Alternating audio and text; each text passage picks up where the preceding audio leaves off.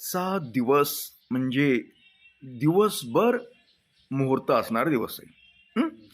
तर आज तुम्ही अ, कोणतंही काम हं? काम म्हणा, अगर एखाद्या व्यक्तीबद्दल तुमच्या मनात प्रेम भावना असेल, तर ती व्यक्त करा. हं? मग त्यात पती पत्नी असतील तुमचे, काही विदुष्ट असेल, काही जरी असेल तरी आज तुम्ही एकामेकाबद्दल प्रेम व्यक्त करा. कारण आज तुम्ही जी व्यक्त केलेलं प्रेम आहे ते दीर्घकाळ त्याचा क्षय होणार नाही, म्हणजे नष्ट होणार नाही. असा हा आजचा दिवस आहे. हं? तसं पती-पत्नीच नाही, पण इतरही काही गोष्टी, मित्र असतात, मैत्रिणी असतात.